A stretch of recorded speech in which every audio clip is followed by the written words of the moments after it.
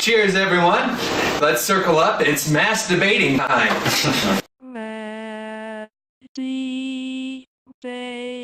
Alright.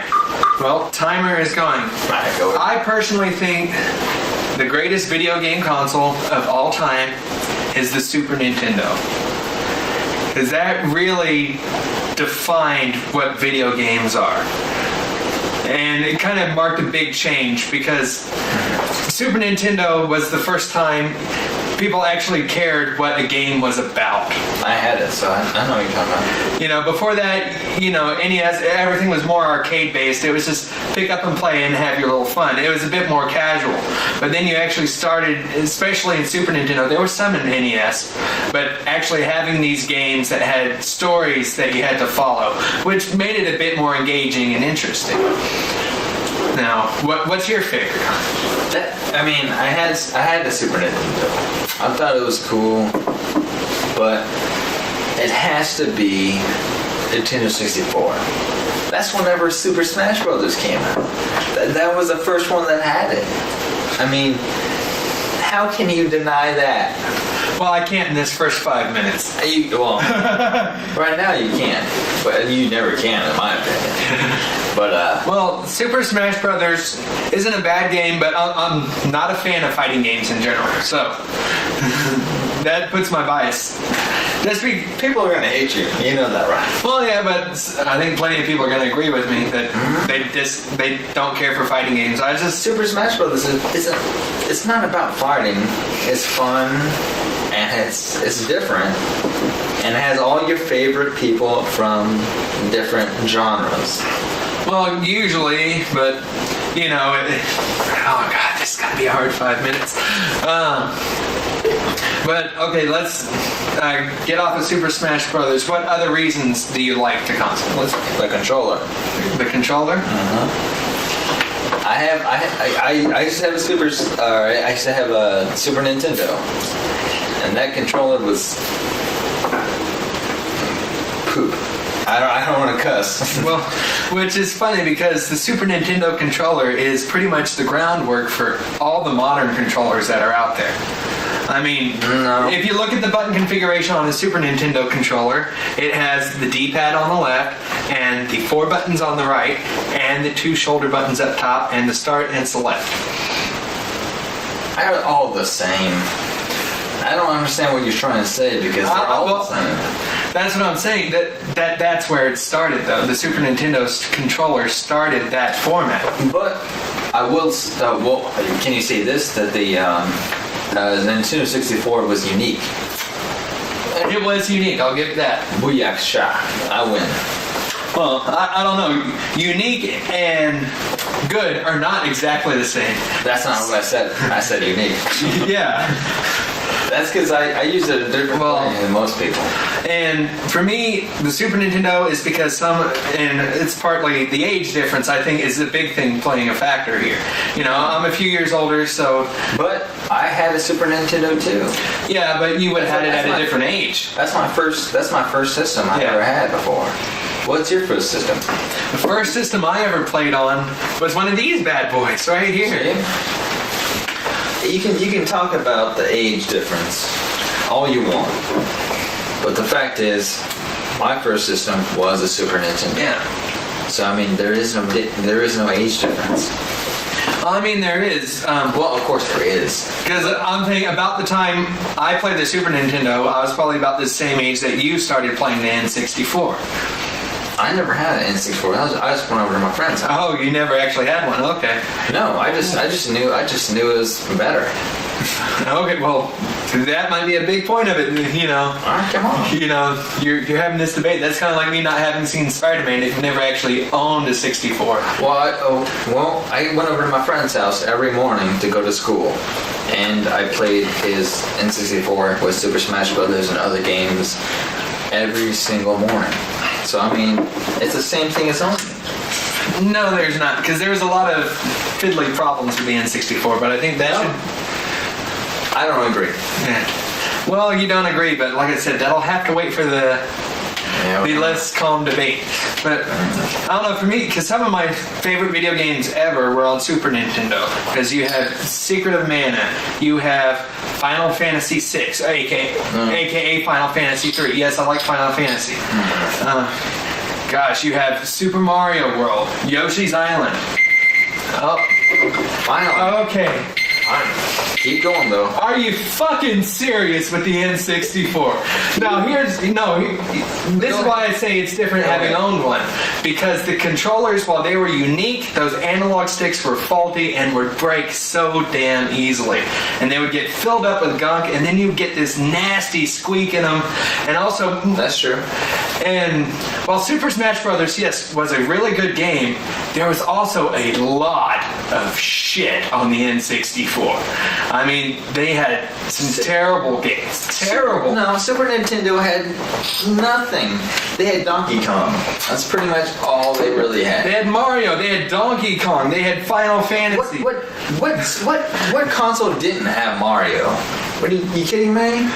Yeah, but I'm still saying though, because the N64 is more like a concept than it is an actual finished console. There was a lot of bugs. It didn't really even start working until you got the expansion pack. It reminds me of the Dreamcast. Dreamcast was fucking awesome.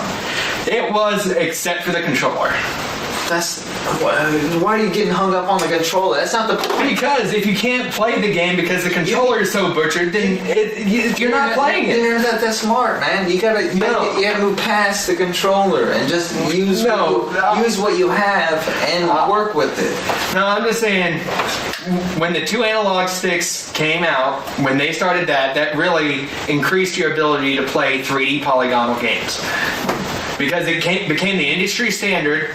This is move, this is camera. And they just had the single analog stick and trying to fidget around with the buttons. You know, it may seem great in nostalgia tinted glasses, but those games did not age well. Well, neither did Super Nintendo. Are you kidding me? Super Nintendo didn't have these either, did they? And didn't need them. It wasn't doing 3D polygonal games. And that's the point. They don't need them. Why do you keep bringing that up? Because Nintendo 64 was all about being 3D. You know what I mean? The 3D polygons. You had 2D sprites before that.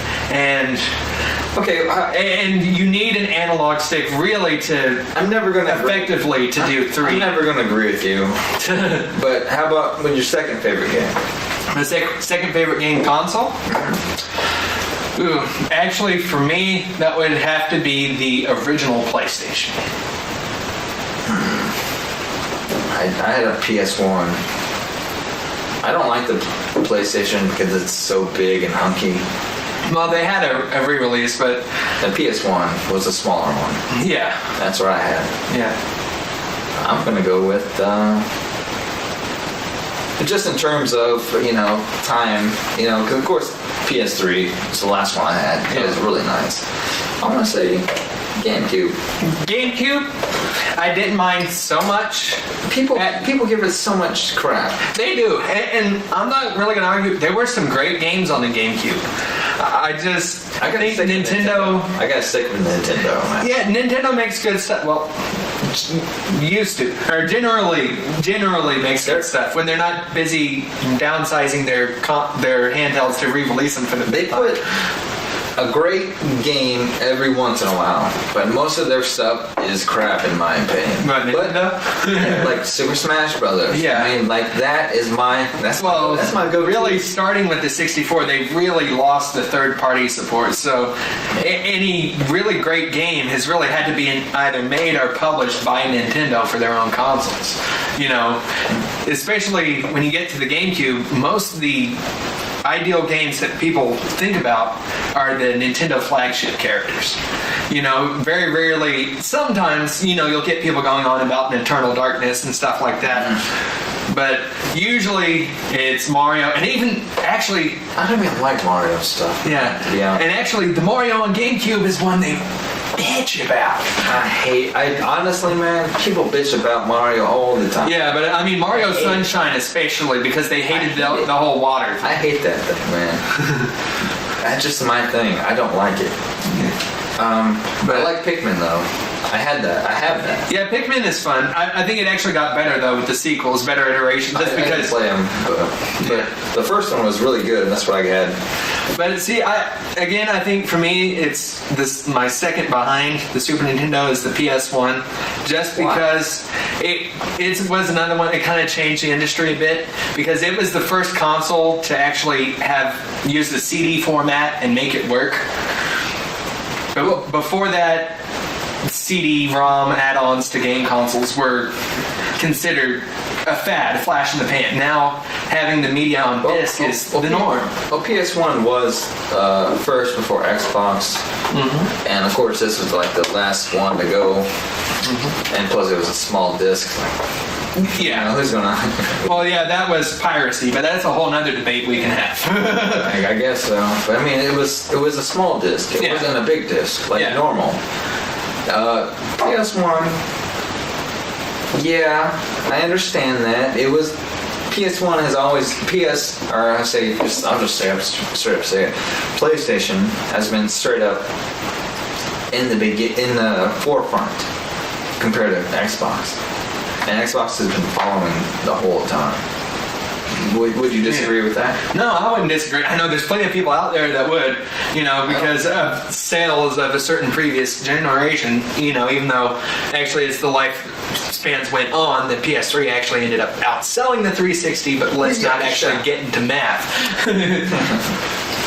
And there's the whole reliability issues, but I think we're getting into another topic there.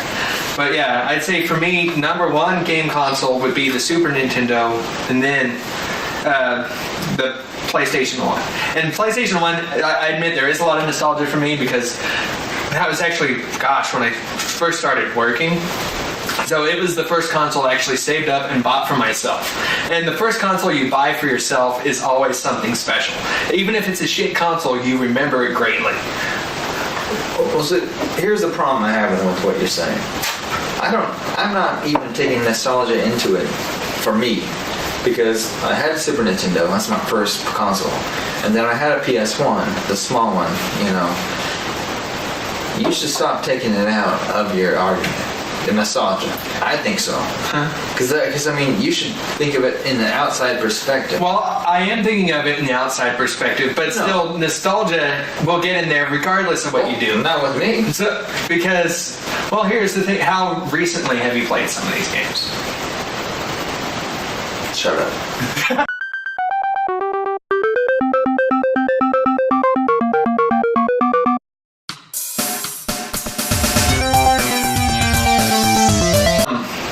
So yours actually probably would be more affected by nostalgia because you have that gap of time. I played PlayStation 1 game just the other day, because I have the PS3 that's backwards compatible. So see, that's the thing, though. It's the difference between me and you. I don't base my decisions on nostalgia. You do. No, I'm saying you do. I've actually played them more recently, so my memories aren't clouded by nostalgia. No, they are nostalgia. Because I didn't even own an N64. I never owned it. See, that's the thing. But they were so much fun. The games were so much like Star Fox. But see, that could be affecting your view of it because you never actually owned it. It was this thing that was up here.